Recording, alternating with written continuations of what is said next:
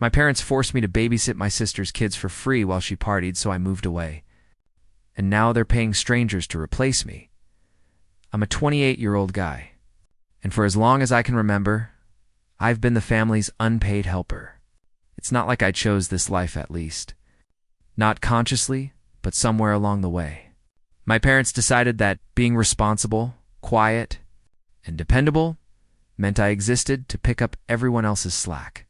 From a young age, I was the one making breakfast while my sister lounged in bed, the one helping her with homework, the one running errands when my parents couldn't find the time. I did it all without complaint. Because, well, that's what families do, right? I grew up in a house where my sister, only 3 years younger than me, could do no wrong. If she forgot her lunch, my mom would rush to make her a new one. If she came home late from a friend's party, my dad would shrug it off, assuming she was learning life lessons on her own. Me. I was expected to be mature beyond my years, to handle responsibilities like an extra adult, to clean, cook, and babysit when no one else could or would. I never minded helping the kids at first. My niece and nephew were sweet, and their little smiles made the exhaustion worth it. I'd help with homework, make their snacks, read them bedtime stories. I even enjoyed the quiet pride in keeping the house together while my sister went out. Laughing, carefree, without a single worry. But little by little, the resentment started creeping in. I'd be scrubbing dishes from her latest party leftovers while she bragged about the night out, her friends filling the house with loud music and empty bottles. The sense of imbalance gnawed at me, subtle at first, like a shadow I couldn't shake. I remember overhearing my parents one evening, laughing in the kitchen after she had gone to bed. Honestly, he's basically her nanny at this point, my dad joked. And my mom snickered in agreement. That laugh it wasn't funny. It was a punch to the gut. All those years of working without recognition, staying silent while my sister thrived, suddenly felt like I'd been auditioning for a role I didn't want. I couldn't stop the tight knot forming in my chest, the uneasy feeling that maybe this was my life now. Expected, taken for granted, and never really appreciated. I don't even remember the last time I had a weekend to myself. By the time I hit my early 20s, my life revolved entirely around my niece and nephew and by extension, my sister's freedom. Every Friday evening, my phone would buzz with a text from my mom. "Can you watch them tonight?" She's going out with her friends. Every Friday evening, I'd sigh, put down whatever I was doing, and rearrange my life to accommodate theirs. I told myself it was fine, that family comes first. But deep down, a small, nagging resentment was starting to grow like a persistent itch. I couldn't scratch. I'd sit in the living room while the kids played, headphones in, trying to drown out the thumping music from my sister's room. She'd come down intermittently, barely noticing me, dropping casual lines like, "Thanks for watching them, I owe you one," and then vanish again into the night with her friends. And me, I'd clean up the aftermath. Sticky floors, spilled juice, toys scattered like battlefield remnants. I used to joke to myself that maybe this was preparing me for adulthood, but the joke didn't feel funny anymore. The worst part was watching my parents turn a blind eye. They'd peek in occasionally, whispering about how responsible I was, how lucky my sister was to have me. But there was no real gratitude, no acknowledgement that I was slowly burning out, that I had dreams outside of this household, dreams that felt like they were being ignored. I remember one Friday, my friend called asking if I wanted to go out, an invite I hadn't received in months. I hesitated. Could I leave the kids? Would my parents guilt me into staying? I stayed. Again, even small acts of rebellion, saying no once in a while, or asking for help, were met with sighs and disappointment. "You're so reliable," my mom would say, as if my life was a tool to be used at their convenience. I began noticing the subtle pattern. My sister could party freely, make mistakes, disappear for hours, and yet the responsibility always landed squarely on me. And with every weekend, I spent scrubbing, cooking, and comforting. A part of me started wondering if this would ever endure, if I was destined to be the family's permanent babysitter by the time the clock struck midnight that Friday, and my sister's laughter echoed from her room.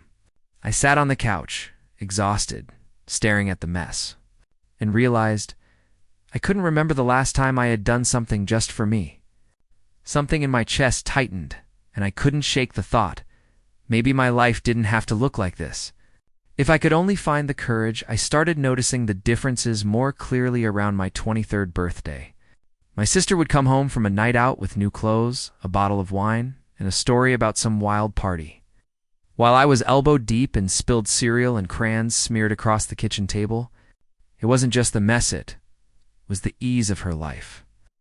The way the world seemed to bend for her while I moved mountains just to keep the household afloat. I'd catch glimpses of her texting her friends, laughing, while I was scheduling doctor appointments for the kids or reminding them to finish their homework.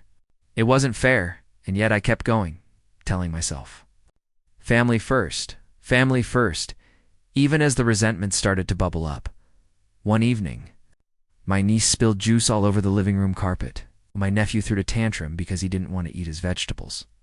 I was kneeling on the floor, scrubbing furiously, when my sister strolled in.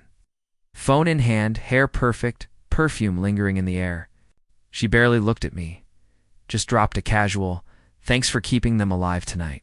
You're a lifesaver," before disappearing again into her room.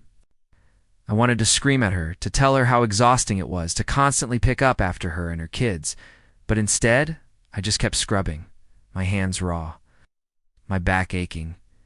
It wasn't just her, it was my parents too. They'd glance at the mess, mutter something about how helpful I was, and retreat, leaving me to handle everything. The imbalance was glaring and the guilt manipulation was subtle but relentless. "You're so responsible," they'd say, as if my entire existence was a tool for their convenience. I started realizing that no matter how much I sacrificed, no one would ever actually appreciate it. There were moments, though, when I allowed myself to dream of a different life, one where I wasn't the family's unpaid helper. I imagined waking up on a Saturday morning without having to plan breakfast, without my sister's chaos in the background, without my parents silently expecting me to fix everything. But those dreams always collided with reality when my mom called, voice sugary, "Can you watch them this weekend? She has a party, and we can't manage." By the time I hung up, exhaustion weighed on me like a lead blanket, and I found myself staring out the window at the quiet streets, wondering how long I could keep living in someone else's world, wondering when or if I'd finally do something for myself. The seed of anger had taken root, and for the first time, it didn't feel like guilt. It felt like a warning. I finally tried to push back when I was 24, and it didn't go the way I thought it would. One Friday, after another week of being on call for my sister's whims, I said, "I can't do tonight. I have plans." My voice was steady, but inside, my chest was pounding like a drum. I expected a sigh, maybe a disappointed look, but what I got instead was a wave of incredulity. "You can't," my mom said sharply, her tone leaving no room for argument. "She's got nowhere else to go, and you've been so reliable. You owe her." I froze, the words hitting me like a slap. "Owe her? I take care of her kids every single weekend, and I don't get a thank you. I don't get time for myself. I can't do it tonight, that's all." My voice shook, and I felt heat rise to my face. My dad appeared from the kitchen, arms crossed. "You don't owe her anything," he said, but there was an edge to his voice, suggestion that I was selfish for even considering it. My sister, of course, appeared at the doorway, hair still damp from a shower, smirking, as if this was all a joke. "Oh, come on," she said lightly. "It's just one night. You're being dramatic." Dramatic. That word echoed in my ears, a label I'd heard my whole life whenever I expressed frustration.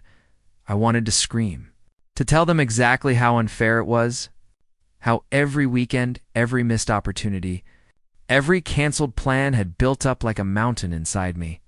But instead, I swallowed the words, clenched my fists, and retreated to my room, shutting the door so hard the frame rattled.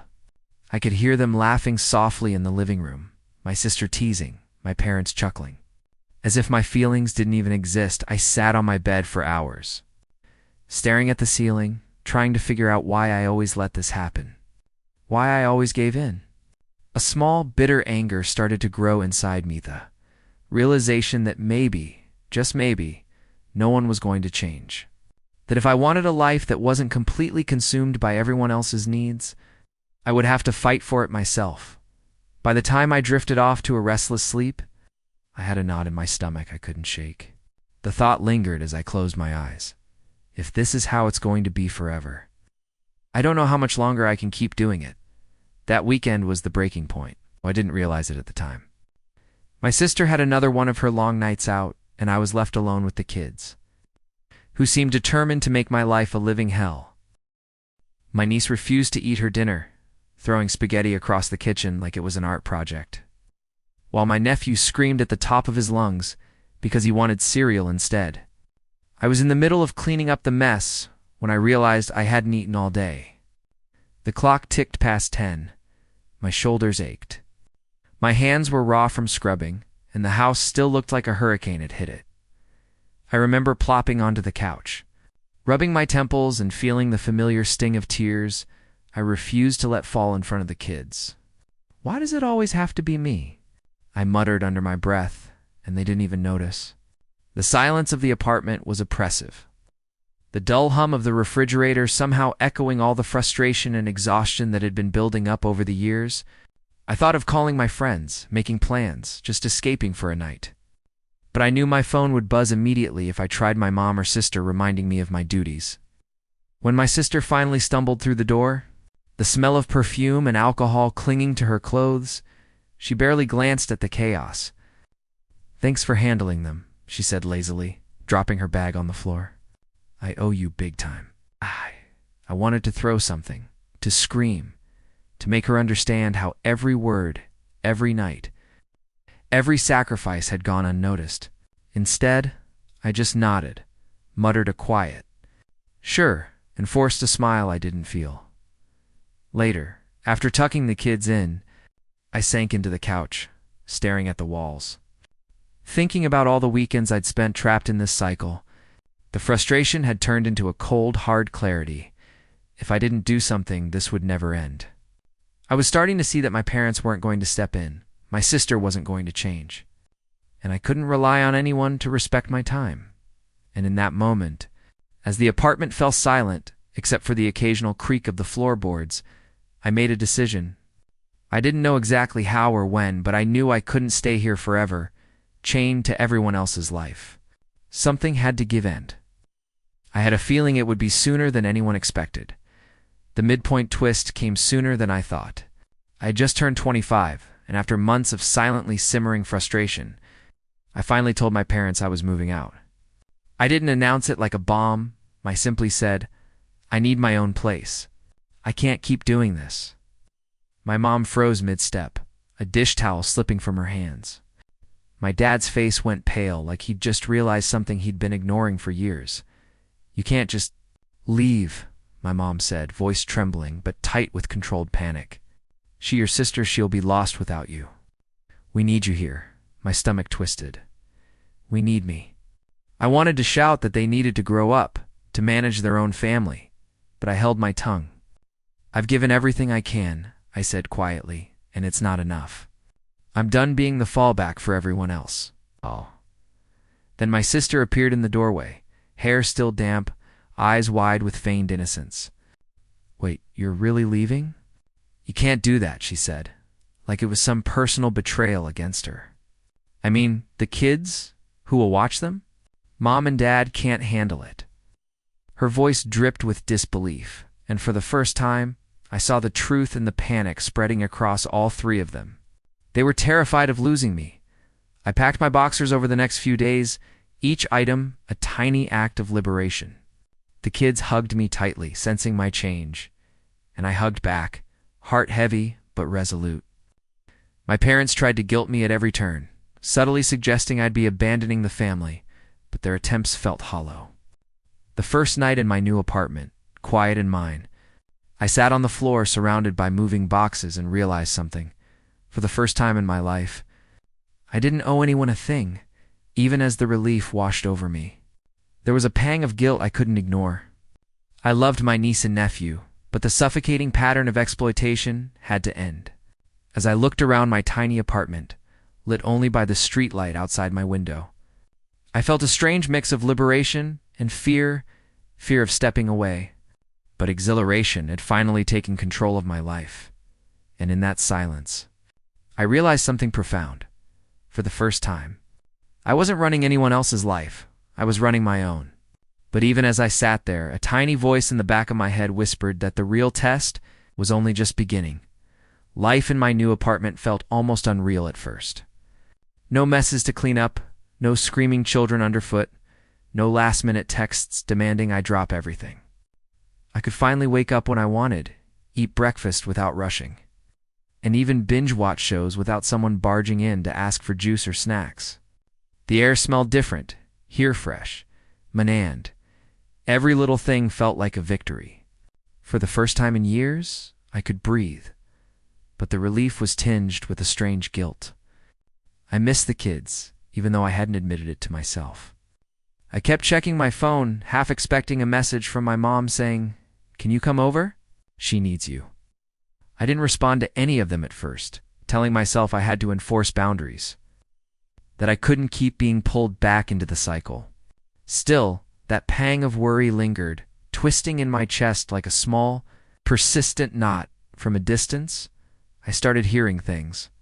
My parents' frustrations became clear. They were struggling to manage without me. The hired babysitters couldn't control the kids. The house became chaotic. And my sister began venting about how unmanageable everything was without me. I won't lie. A part of me felt a dark satisfaction.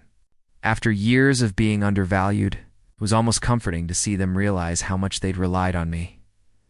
Even so, I couldn't shake the mixed emotions.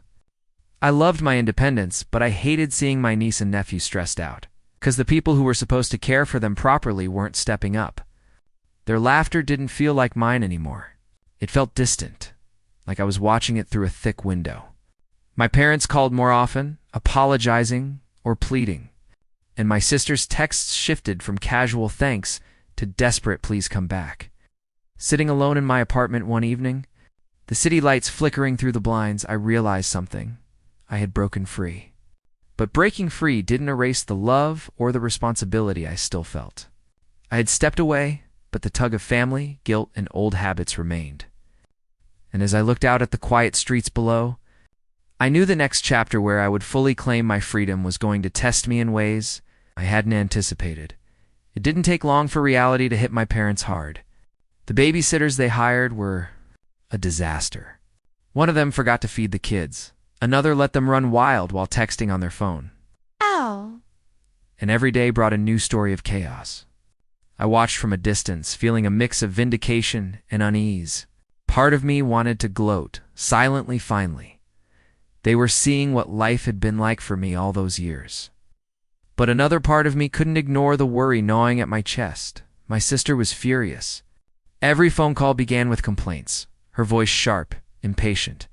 "I don't know how you made it look so easy." She snapped one evening, and I didn't respond. My parents tried to mediate, their tone awkward, laced with embarrassment and frustration. For the first time, I realized how much they had taken me for granted. Not just my time, but my energy, my patience, and the invisible labor that had kept everything running smoothly. I watched as their struggles mounted. The house was messy, the kids were tired and cranky, and my sister's social life started to suffer because no one could keep up with her demands. My parents' usual calm detachment was replaced with frantic calls and whispered arguments. It was a strange feeling, knowing I had been the linchpin holding everything together. And now they were paying strangers to fail at what had been my responsibility all along. Yet, even in the midst of their chaos, I held my ground. I didn't step in, didn't offer to fix things, even though the urge was there. Part of me ached for the kids, who were too young to understand the turmoil. But I reminded myself that this was a necessary step. They needed to feel the consequences of relying on me without appreciation. One night, as I sat in my apartment listening to the distant sounds of the city, I received a frantic text from my sister. "Why did you leave?" "They can't handle it. I can't do it without you." I stared at the screen, a shiver running down my spine. For the first time, they were feeling what I had felt for years, and I realized this was just the beginning. Then came the rock-bottom moment, the night that made everything I had endured feel painfully real. I got a call from my mom late one evening, her voice tight, panicked. "There's been an accident," she said. My heart stopped. My stomach dropped like a stone. Apparently, one of the hired babysitters had left the back door open while taking out trash, and my nephew had wandered off into the street. Thankfully, he wasn't seriously hurt, but the fear in my parents' voices, the chaos they'd created by relying on strangers, was overwhelming. I remember sitting on my couch, phone clutched in my hand, trembling. Part of me wanted to rush over, to swoop in like I had 1,000 times before, to fix everything. But another part of me, the part that had spent years being exploited, stayed, rooted in place. I couldn't go back, not fully. The realization hit me harder than any argument or frustration ever had, even when I wasn't there. I carried the weight of their mistakes on my shoulders. Later, my sister called, voice quivering but still defensive. "You could have prevented this. Why did you leave?" she demanded. I wanted to scream to tell her that I had been preventing this for years, that I had sacrificed my weekends, my nights, my freedom to keep things under control. But I stayed quiet. I didn't owe her my presence or my guilt anymore that night. Lying awake in my apartment, the city lights casting shadows across the walls, I felt an unfamiliar mix of emotions: fear, frustration, guilt, and an odd sense of empowerment. I realized that leaving wasn't just about getting my life back. It was about letting them face the consequences of their choices. And even as I wrestled with those feelings, I knew the coming days would test me further. My parents and sister had begun to understand just how much they had depended on me. And the real challenge, seeing if I could hold my ground without losing myself, was only just beginning. The silence of my apartment was comforting, but also heavy with tension, as if it was waiting for the next storm to hit. By the next week, I had fully stepped into my new role, observer rather than participant. I no longer rushed to fix every mess, answer every frantic call, or rearrange my schedule for my sister's whims. My phone remained mostly silent, except for occasional desperate texts from my parents or sister. "Please, can you come help just this once?" One read. I didn't respond. I couldn't. This was the moment I had been waiting for. The chance to enforce the boundaries I'd only dreamed about for years. Watching from afar was surreal. I heard about missed school pickups, spilled dinners, and chaotic mornings where my parents scrambled to manage without me. Their frustration grew, their reliance on strangers showing them just how much they'd taken me for granted. A part of me felt vindicated, a quiet satisfaction blooming in my chest for the first time, either experiencing what life had been like for me. But independence wasn't without its pangs. I worried about the kids, about whether they were feeling abandoned or unsafe. I remembered the sleepless nights, the tantrums, and the chaos I had endured, and I recognized it was time for them to feel a fraction of that strain. My parents were learning lessons the hard way, and I refused to step back into the role of caretaker. The guilt tried to creep in, but I pushed it aside. I had finally prioritized myself, and that was not negotiable. Then came a phone call from my sister, sharp and frustrated. "You think you can just walk away, and everything will be fine? You're impossible." I paused, letting the words hang in the air. Impossible. For years, I had been impossible only by existing outside of their expectations. Now, that label was theirs, not mine. I realized I had shifted the power dynamic. I was no longer the invisible laborer keeping their lives afloat. That night, sitting in my apartment with the hum of the city outside, I felt a strange mixture of relief and anticipation. Relief for having claimed my life, and anticipation for the inevitable confrontations and adjustments ahead.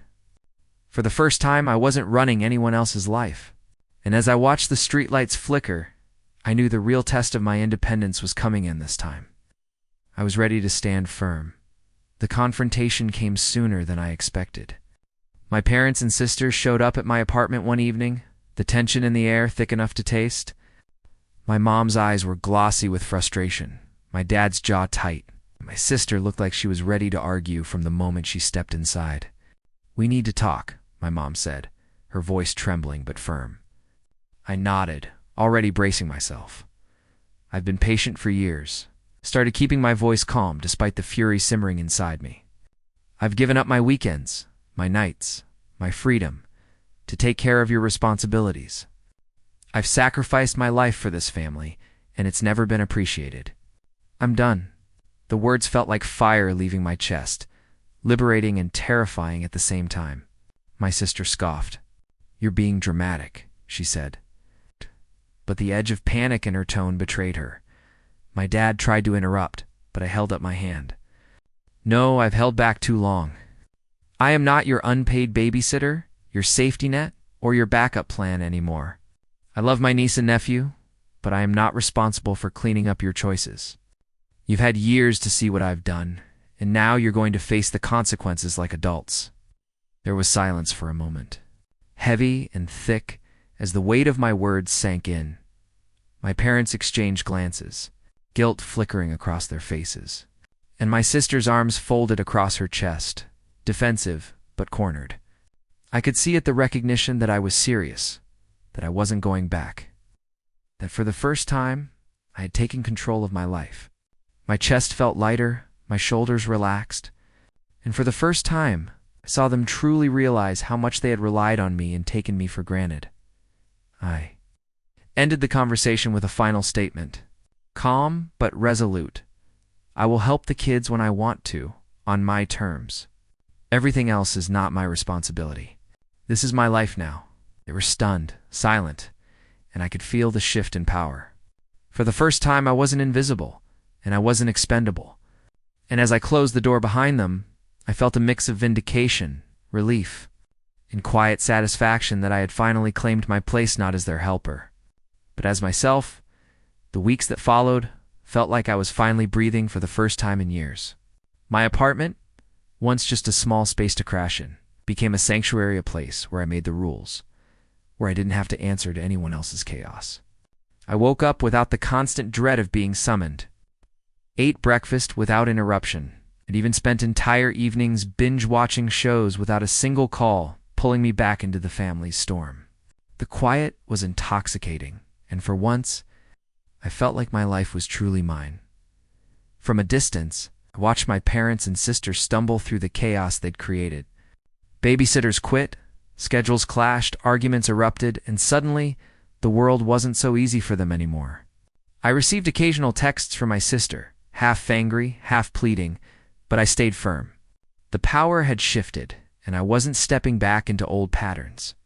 My parents began paying actual professionals to care for the kids properly and slowly. The household stabilized, but now on terms that didn't revolve around me. Even the kids adjusted, visiting me on weekends when I chose, not because it was expected. They were happy, safe, and cared for, not dependent on my sacrifices to maintain their lives. I loved seeing them smile without the tension I used to carry, and I realized that by stepping away, I had actually given them a better environment too. For the first time, my boundaries created not just freedom for me, but stability for them. Sitting on my balcony one evening, city lights flickering like tiny constellations, I reflected on how far I'd come. The guilt, the exhaustion, the years of being overlooked, they were still memories, but they no longer had power over me. I had fought for my life, my freedom, and my self-respect. And I had one. I leaned back, breathing in the crisp night air, and smiled quietly to myself. My parents, my sister, even the chaos I'd left behind to love it, had taught me one thing: boundaries aren't selfish, independence isn't betrayal, and finally, I could live my life on my own terms. For the first time, I wasn't just surviving, and I knew without a doubt that nothing and no one could take that away from me.